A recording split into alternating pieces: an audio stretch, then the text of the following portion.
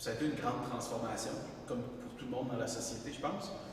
Des moments très difficiles au début, et en fait très difficiles à travers toute la pandémie, mais avec énormément de conséquences positives aussi, tout au cours de la pandémie.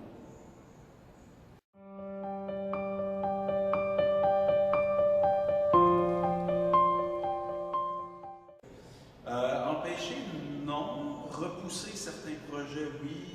Refaire, réinventer ou construire différemment des projets, définitivement. Ça a été pas mal un gros Tetris là, où il fallait remettre des morceaux ailleurs. Puis des fois, ils ne fitaient pas exactement, fait qu'il fallait les retravailler un petit peu, là, mais il n'y a aucun projet qui a dû être annulé complètement.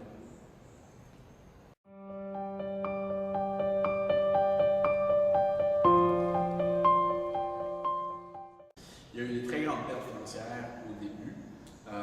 Puis en fait, encore aujourd'hui, il y a encore des pertes financières parce qu'il y a tout un segment du musée qui n'a pas été ralenti, qui a été carrément fermé. Puis ça, c'est principalement c'est des revenus autonomes importants pour nous. Là. On parle des locations de salles, on parle des activités éducatives et communautaires en personne ici. Puis ça, ces revenus-là sont tombés à zéro du jour au lendemain. Donc ça a occasionné des pertes financières énormes. Heureusement, les mesures gouvernementales du fédéral et du provincial ont réussi à pallier la différence. Puis on a eu aussi un soutien de la communauté assez exceptionnel. Aux événements philanthropiques, les levées de fonds ont vraiment aidé à garder le musée à flot.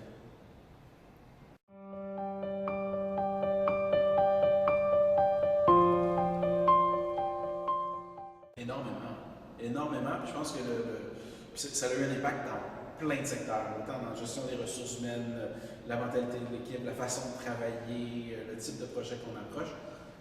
Fait que ce serait très long de toutes les énumérer et toutes les détailler, mais je peux donner un exemple qui est très parlant. C'est que rapidement, au début de la pandémie, on a lancé un projet qui s'appelle Musée en quarantaine, qui était une façon pour nous de se réimaginer en tant que musée en ligne uniquement, vu que la porte est fermée. Ce projet-là existe encore.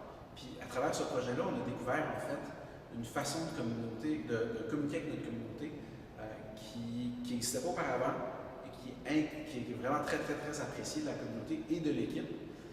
Fait que ça c'est un impact super positif. Là. On a créé un outil qui se voulait temporaire.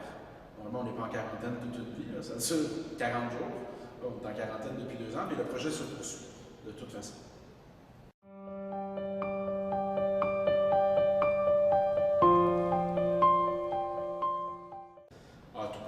Mais il faut savoir aussi que le musée, on est toujours, on travaille toujours, il y a différentes échelles de temps. Mais en termes des expositions et du contenu du musée, on est actuellement 3-4 ans dans le futur.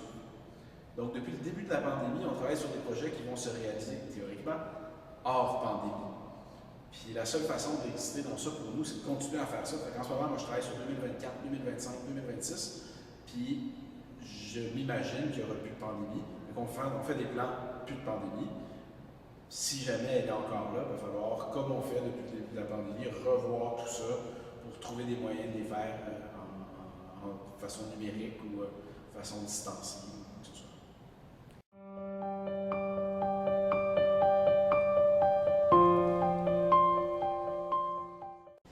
En 2022, qu'est-ce qu'on a de stimulant? On a plusieurs choses.